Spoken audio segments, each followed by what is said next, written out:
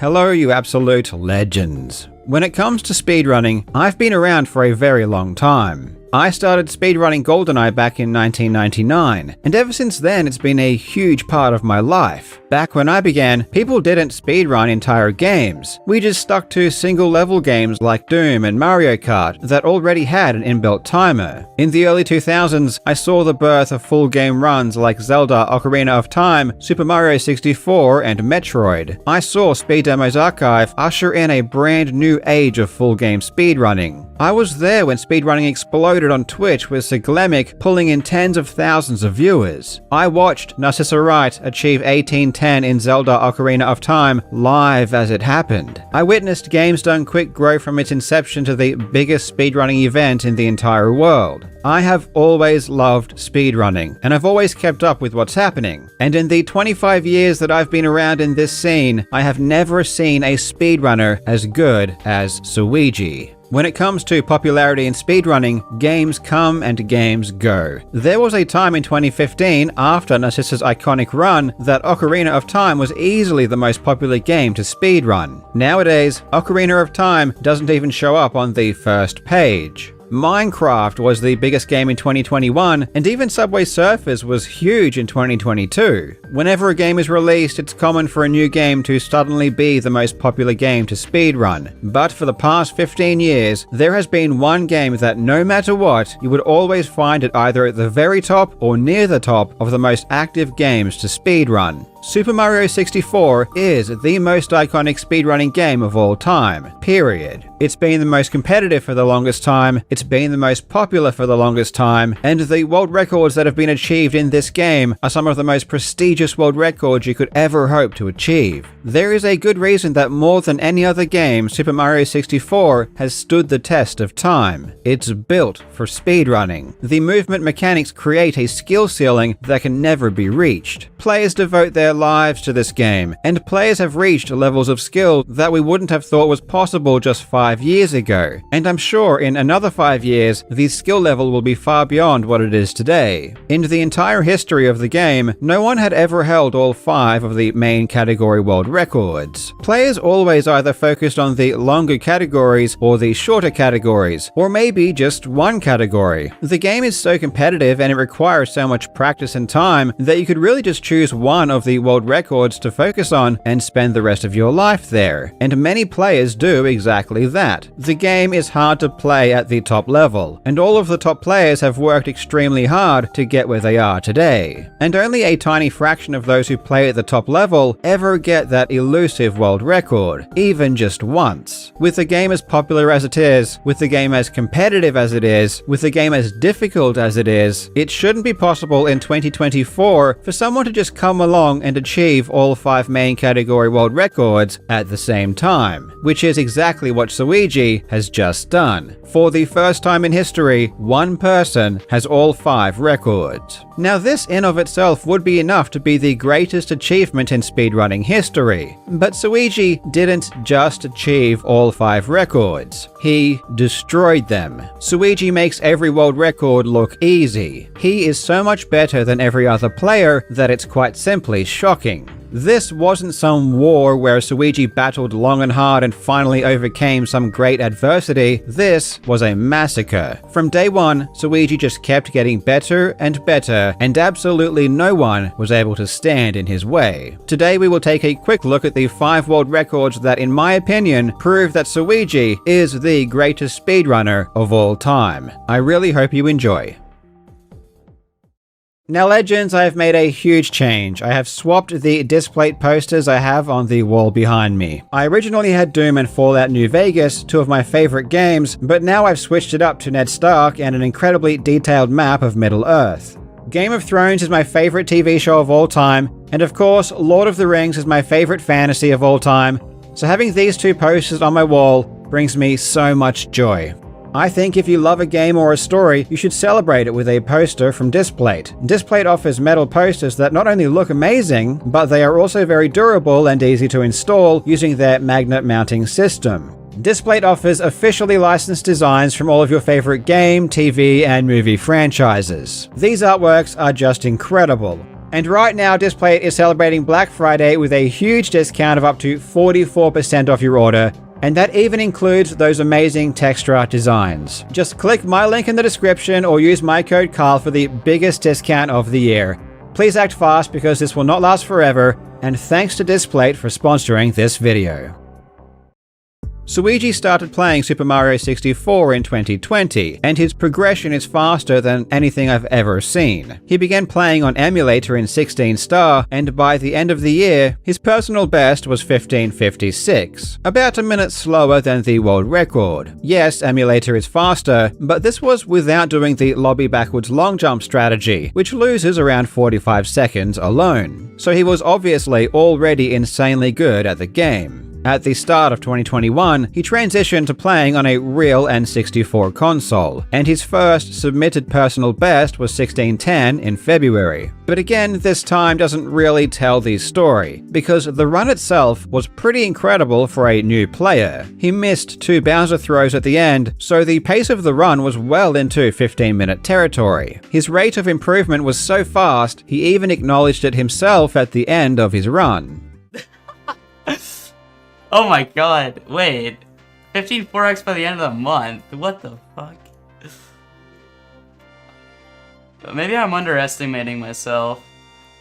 Less than 1 month later, he was already so fast that he entered the final Bowser stage on a run that was easily top 10 pace. But again, he missed 2 throws. I missed the final throw twice. Oh my god. I'm so capable. I'm capable of so much, dude. That run just fucking proves it. That run just fucking proves it. Oh my god. Nowadays, we might look at Suigi as a cold-blooded Bowser killer, but it's evident from his early runs that his current abilities are the result of a lot of hard work and overcoming these early issues. From here, it took him only 8 months to achieve his first world record in the 16-star category, getting a 1455 in November. Oh my god! Oh my god, dude. Okay. Nice.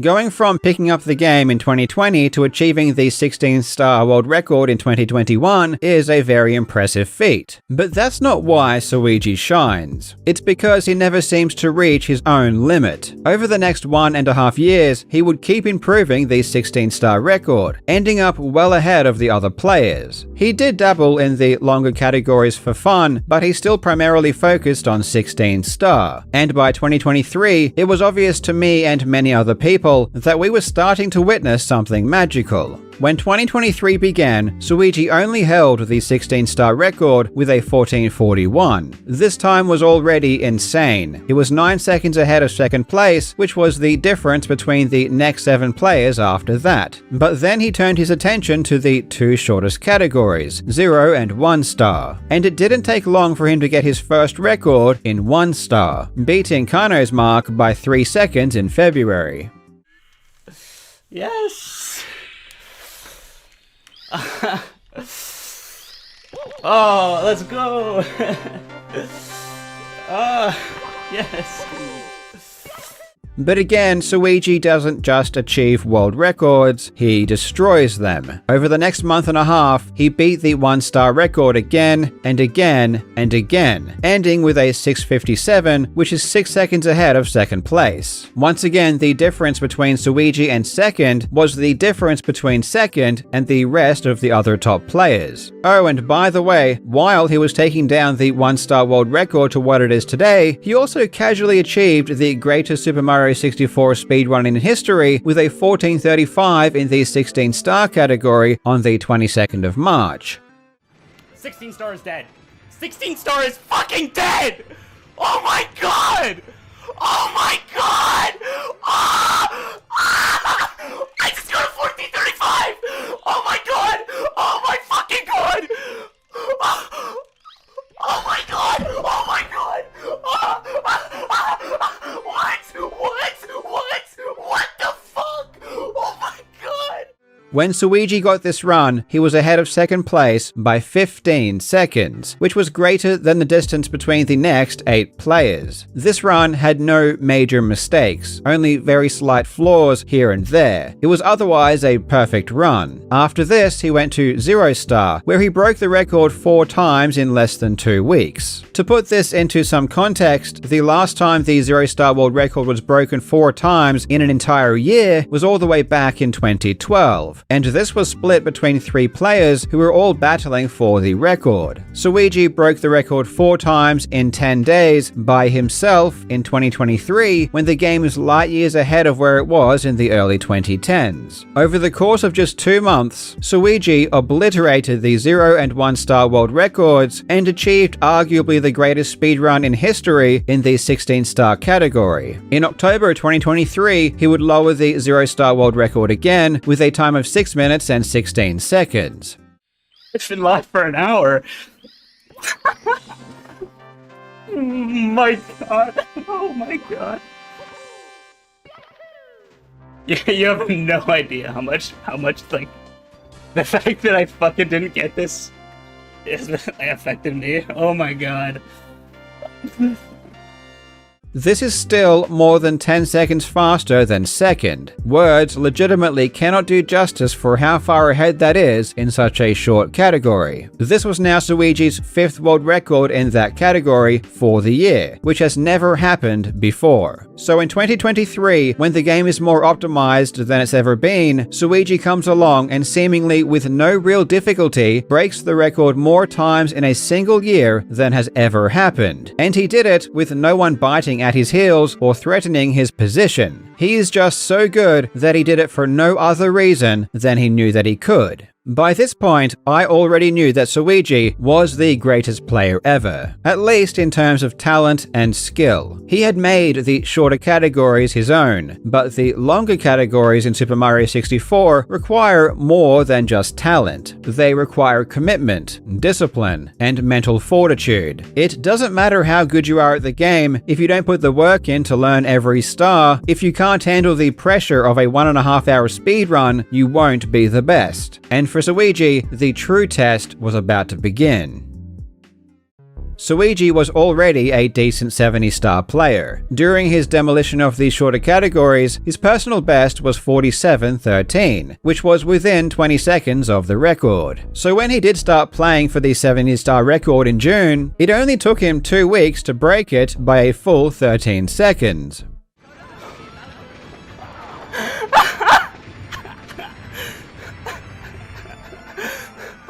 God, I just got 4 out of 5.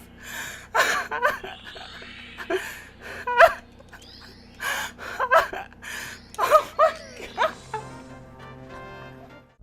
Suigi now held 4 out of the 5 main category world records. All that was left was 120 star. This was going to require a lot of work, because Suigi had barely touched the 50 remaining stars he would need to learn in order to become competitive in that category. I think generally by this point, most people acknowledged that if Suigi really tried, that he would probably end up getting the 120 star world record. The only question was whether or not he wanted to do it. Suigi said that he did, and over the next year, Suigi proved that he was taking this goal very seriously. If you watched Suigi's stream in the 12 months following his 70-star world record, you wouldn't see him doing 120-star runs, you would see him practicing each level one by one. And he wasn't just practicing to be good enough to start doing 120-star runs, he was practicing to be the best ever. Through his practice, he ended up getting stage RTA world records for many of the stages. This is where you time yourself getting all 7 stars for a single stage, which of course you need to do for every stage in 120 star. So he wasn't just getting good, he was breaking world records while he was practicing to do the full game runs. His 120 star personal best was still relatively terrible because he just didn't do full game runs, but stage by stage, he was slowly and surely becoming a monster. A monster that would only truly come alive when the final puzzle piece was placed. And it would be in late 2024, after more than a year of 120-star practice, that Suigi would prove to the world that he truly was the king of Super Mario 64.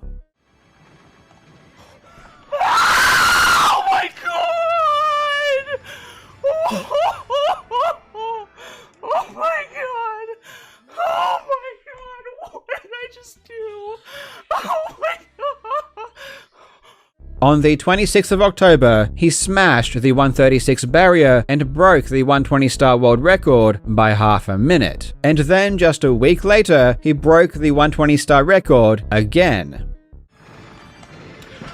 Oh my god, I'm fucking him, dude. Oh my god, I did it again. I did it again. Oh my god. And then just a week after that, during a live competition, he almost broke the 120-star world record again for a third time. He was world record pace going into the final Bowser stage, and only lost the record because of some small errors and a missed Bowser throw. I think that's it. And that'll do it. A 135. The first ever 135 live in person. Breaking Cheese's in-person record by almost 2 minutes. He's so calm about it. Dude, pop off, man. Unbelievable. With a 135.41 Green Suigi. Wow. We've never seen anything like this. Unbelievable. Get louder, come on. Oh my goodness, Green Suigi. Wow. Making it look easy. Making it look easy. Suigi's 135 live at pace earlier this month is a minute and a half faster than anyone else has ever done live in history. No one else has even managed a 136. Suigi is already performing far better at 120 star than anyone else ever has. But what's unreal about this is that when it comes to Suigi's 120 star career, he is still just a baby. All of the other top 120 star players have years of experience grinding this category. Suigi had only just finished his practice. He had only just started actually doing runs, and he has already done things that blow everyone else out of the water. I remember when Cheese achieved a 138 at Break the Record Live back in 2020, and it's still one of the most legendary moments in the game's history. Suigi's recent live run at pace is over 3 minutes faster. And yes, while strategies have improved, they haven't improved by 3 minutes. As I said before, his run is still a minute and a half faster than everyone else. And you would think that Suigi's run would be some shocking, crazy, unbelievable moment in Super Mario 64 history. But honestly, Suigi is so good that it just felt like another day at the office. While Suigi was practicing 120 star, the runner Ikori had beaten his 70 star record, which meant that Suigi still only held 4 out of 5 main category world records. Ikori had done pretty well to give himself a sizable lead in the time that Suigi was away. Ikori's record was 46.28, 13 seconds faster than Suigi's old record, which was now second place. Ikori's record was strong, and Suigi told me that he wasn't sure if he even wanted to go for it, instead perhaps sticking to 120 star for a bit longer. But I guess he changed his mind, because after coming back from his amazing performance at pace, he started streaming 70 star runs, and on the second day, he took back the 70 star record.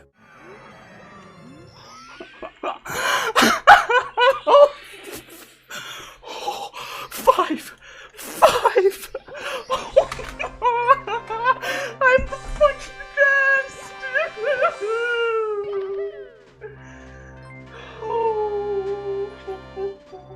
You did it. This was almost too easy. In those 2 days, Suigi had gotten 4 world record pace runs that were very deep into the run. If anything, he probably should have gotten it on his first day, given how well he was playing. And when you watch Suigi's 70 star record, there were some huge avoidable errors that lost a significant amount of time. He plays so well so much of the time that he can afford to make these very impactful mistakes and still be ahead of the other players. Suigi now holds all 5 main category world records, which, as I've said many times before, has never been done. But that still doesn't really do justice to what Suigi is doing in this game. It would be a lot different if his records were barely ahead of second place. It would be different if Suigi had to fight for years to stave away those looking to steal one of his prized records so he could never have 5 at the same time, which is what you would expect in a game like Super Mario 64, which is so competitive and has so many insanely talented speedrunners playing it. But that's just not what happened. There was nothing any other players could do. Suigi makes less mistakes, and he has the ability to execute the difficult strategies more often than other players. Suigi didn't just get 5 out of 5 in Super Mario 64, which has never been done. He did it in the most popular and respected speedrunning game of all time. He did it quickly, he did it easily, and he is so far ahead of second place in some of these categories that it doesn't make sense. And he has only just begun his speedrunning career. If Suigi continues to grind and improve his records, I think the difference between him and everyone else is only going to become more apparent. He has still only really just learned the longer categories. When you give him more time and more experience, this gap is only going to grow larger and larger. Suigi is the GOAT, and his achievement is one of the most special I've seen in all of my time speedrunning. Suigi has given us all a gift, something for us all to be amazed by and be inspired by, and I personally could not be more proud of what he has accomplished. Suigi has been nominated for Speedrun Streamer of the Year, and I am publicly endorsing Suigi for president, so please go ahead and vote for him. I will put a link in the description. If this achievement doesn't deserve Speedrunner of the Year, I really don't know what possibly could. Thank you so much for watching, you legends. I hope you're having a fantastic day, and I will see you in the next video.